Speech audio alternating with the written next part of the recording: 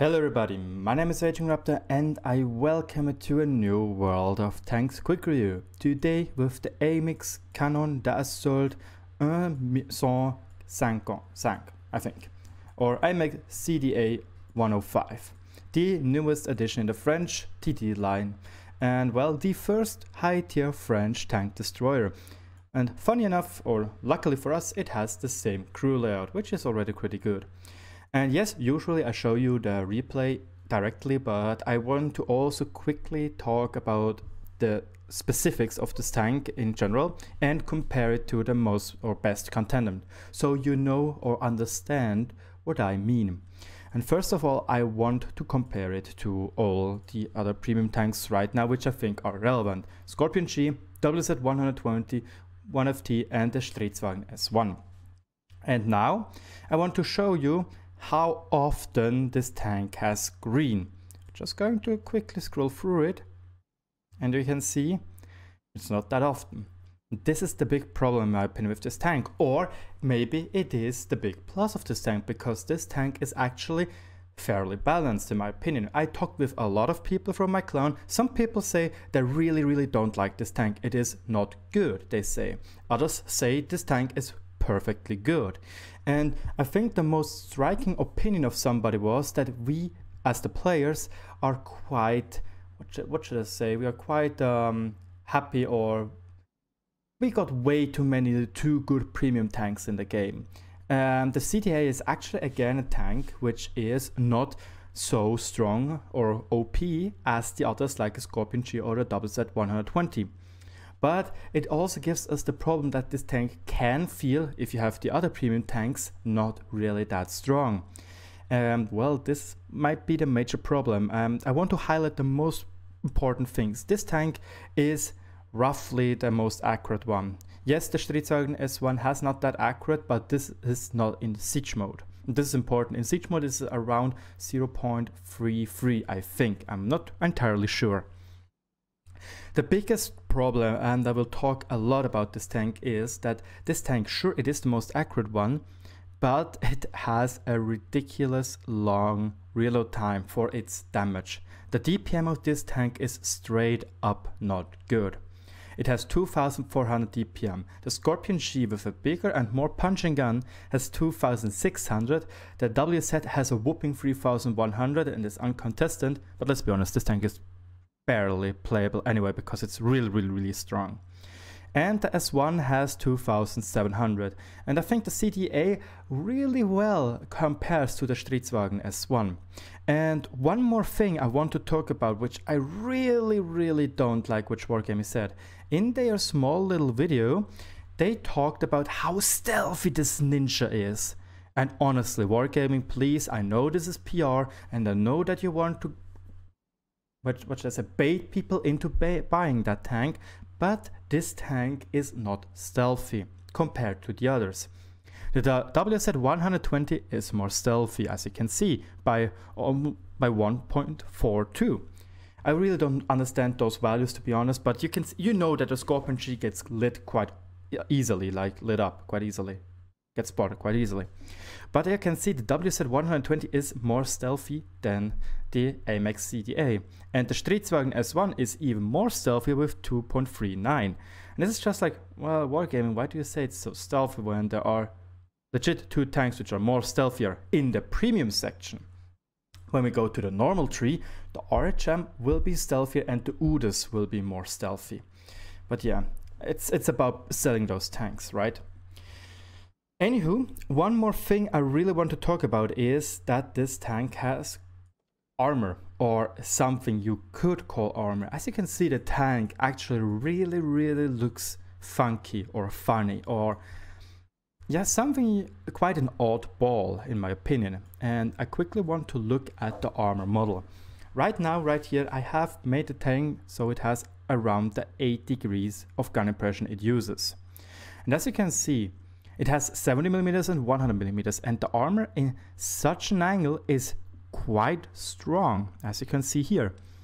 It has a lot of auto bounce schemes. The only big problems here are those surfaces on the side, which are quite easily to be penned.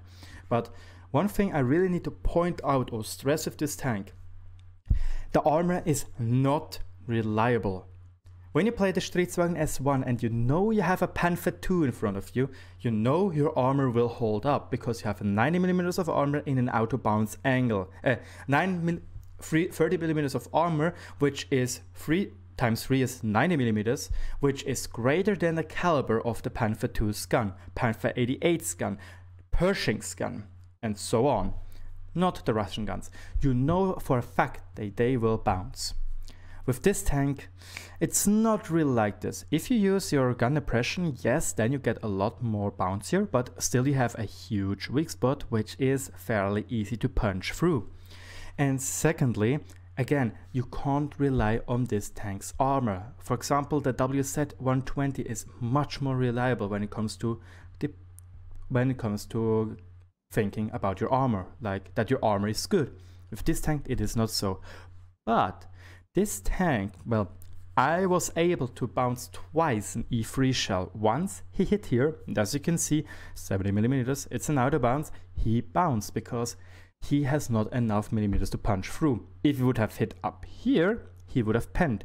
And another position was the gun mantlet, and as you can see, the gun mantlet is really strong. And even a Czech Panzer 100 with heat will bounce there.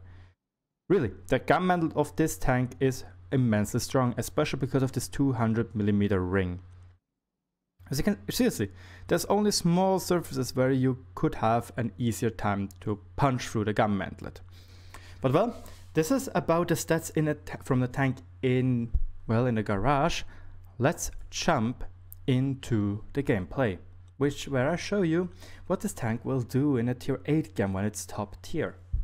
So here we are in the gameplay on the map Tundra as the top tank in a 5-10 game. And I really want to point out that, like, again, this is where I am the top tier. And as you can see right now, I use binocular telescope, and this is in my opinion something which makes this tank rather good with its decent enough camouflage or good enough camouflage. That you can have 445 or even more view range with the binocular telescope. And we have to say that this tank is actually a sniper tank. I think we already established that. And still on this map I was able to do quite a ton of damage. There we go, we can't get spotted on 280 meters, and now I make the snapshot or the shot on the T28, and as you can see we were able to bounce 2 shells, one of which I was already told about, the gun mantlet, and the other one I can't really see because the bush is in the way. Anyway, we are reloading and we go back to the T29. We sadly get a shot into our side and, well, we lose our ammo rack. And, well, this is also something with this tank which is rather poorly. It loses a lot of modules. But, well, first to the pros. It has great penetration. 260 with APCR with standard ammunition is great. 310 is also really great with heat penetration. I'm not lying. It has an amazing power to weight ratio of 26. We already had a look at that and you can feel it. This tank is quick on the move. Sadly, the top speed is there, the bummer. 55 kilometers top speed really is a bug to that tank. It feels like the old FV4202 on tier 10. Amazing power to weight ratio, but only capped at 40 kilometers.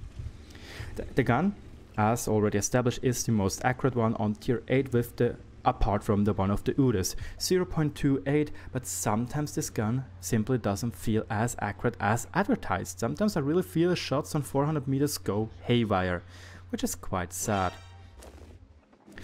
APSCR is standard ammo and in my opinion it is not bad. Sure, you have burst time penetrating stuff when it is angled, but it makes sniping so much more comfortable because it's so much faster. And trust me, I have the STG and after a particular game I might even I almost rage quit and I even was thinking of selling this tank. I might even review it.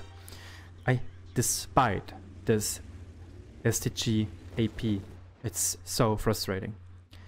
Again, troll armor, we already saw 2 people bouncing on us, which is great. It has 8 degrees of gun impression, which is something you rarely have with the French TDs. and it's again in quotation marks rather stealthy. The cons are again the armor is troll. It's only a last minute resort. You need to play this tank as a sniper and play the HP game where you use your HP as your armor. And your armor is just like there for having some troll bounces. Also, it only has 1000 hit points, which is in my opinion, it feels really not a lot and sometimes even can be annoying. And something, as you can see, when you use auto aim, when you drive around corners, you will most of the time overturn. And this is something I encountered a lot, and it costs you around 5 seconds sometimes. And this is really annoying. And again, it has a bad DPM. See, again I overturned. But yeah, 9.5 seconds real time is ridiculous. The WZ120 has with more alpha damage, 50 more alpha damage, has a whooping 1 second fast reload time. And sometimes I have to say the gun feels unreliable and it has huge weak spots. But yeah, there we have that. The huge weak spot being the cupola up here. But overall we did quite a good game. 2 kills, 2.5k damage, which is a lot in my opinion. Oh no, it's not really a lot, but for tier 8 it is a lot. We are now at almost 3k and we can steadily keep on farming those tanks.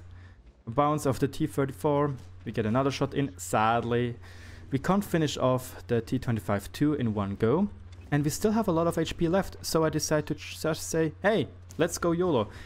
Sadly, another low roll doesn't make us finish off the T-34, so I decide to try and go for the ram. He sadly moves away. I take that shot to get the RD, and well, there we go. We got another kill. Can we get the T-25?